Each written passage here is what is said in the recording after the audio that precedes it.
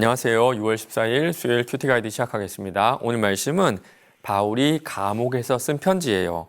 지금까지 자신을 도와준 빌립보 교회 성도들에게 사랑과 감사를 표현하고 있는 그런 빌립보서의 시작인데요. 특별히 빌립보서에는요, 기쁨이라는 말이 16번이나 나올 정도로 기쁨이 넘치는 그런 편지입니다.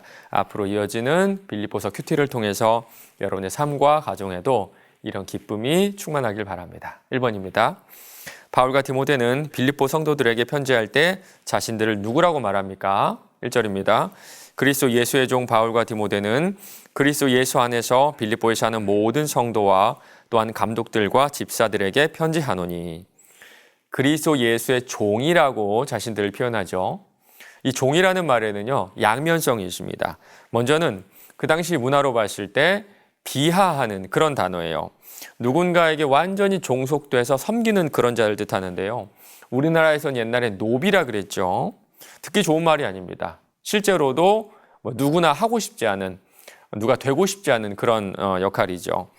그러나 주인이 달라지면 이 종이라는 뉘앙스도 상당히 달라집니다.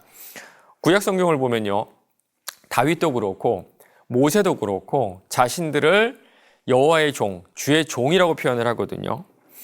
지금 바울도 그런 뉘앙스겠죠. 다윗처럼 또 모세처럼 하나님께 쓰임받는 도구, 하나님을 대신하는 어떤 청지기 역할로서 종이라고 자기 자신을 표현하고 있습니다. 맞습니다. 종이라는 단어는요, 자신을 비하함과 동시에 높임을 뜻하는 언어라고 할 수가 있어요. 그리고 한 가지 좀 주목할 점이 바울이 디모데를 언급하고 있다는 점입니다.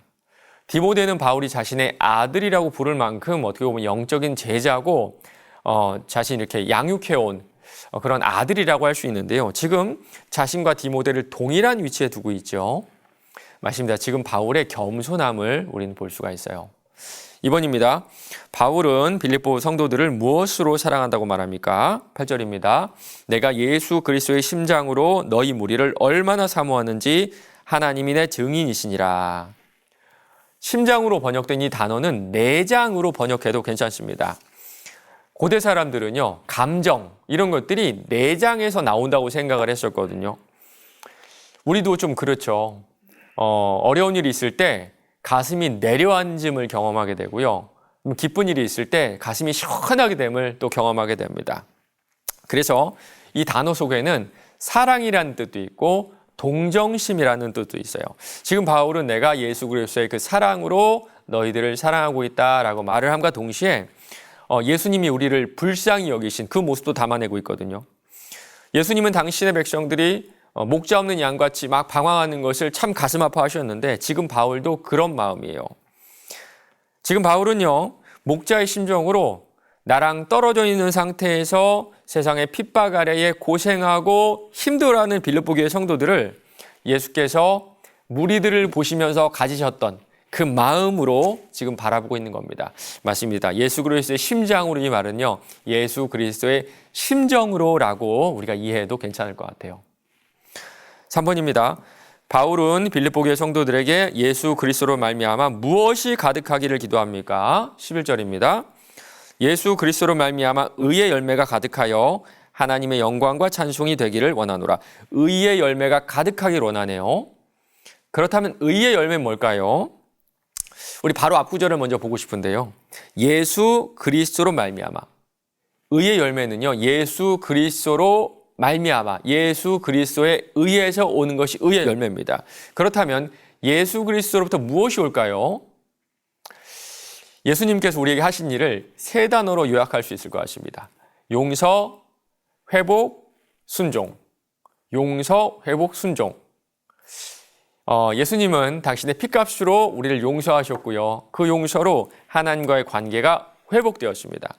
하나님과의 관계가 회복된 우리는 이제 하나님의 말씀을 순종할 수가 있게 되었어요. 맞습니다. 이제 우리는 하나님의 말씀에 그 뜻에 순종할 수 있어요. 그러면 하나님의 뜻은 뭘까요? 네, 맞습니다. 내 이웃을 내 몸처럼 사랑하는 거예요. 우리가 예수님이 우리에게 하신 일을 의지하며 서로를 사랑하라는 이 말씀에 순종할 때 우리는 그제야 의의 열매를 맺을 수가 있어요. 4번입니다.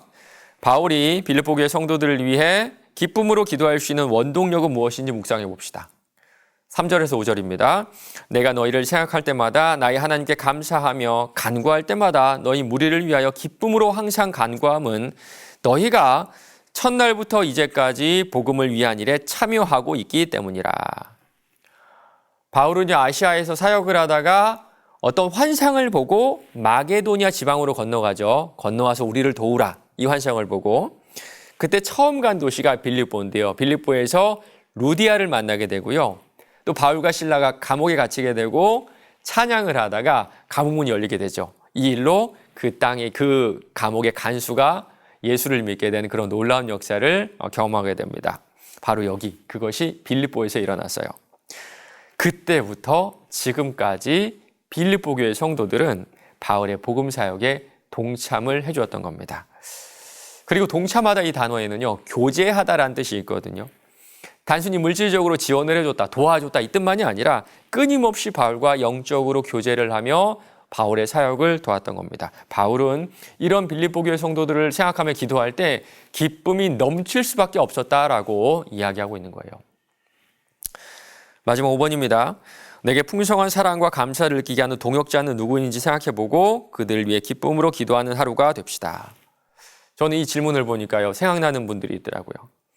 제가 가장 처음 이제 사역을 할 때 아주 젊은 전도사 시절에요. 그 교회 그 관리 집사님 부부가 계셨거든요. 그분들이 저를 불쌍히 여겨주시고 사랑해 주셔서 음식도 잘 챙겨주시고 이것저것 참 교회 생활에 익숙하지 않은 저를 돌봐주셨던 그런 기억이 나거든요. 그래서 지금도 가끔 생각이 나고요. 생각날 때마다 또 평안하실 수 있도록 그 인생 가운데 형통함이 있을 수 있도록 기도를 하고 있습니다. 여러분 어떠세요? 여러분도 지금까지 신앙생활을 돌아보시면 기억나는 분들이 계시죠? 아주 오래전에 같이 섬겼던 교사분들이거나 아니면 오래전에 나를 가르쳐 주셨던 교사 선생님, 목사님, 아니면 목자. 오늘 하루 그분들을 위해 기도해 보는 건 어떨까요? 지금까지 나의 인생에 동참하고 나의 인생에 도움이 되시고 또 영적으로 교제했던 그분들을 위해서 기도할 수 있는 오늘 하루가 되시길 바랍니다.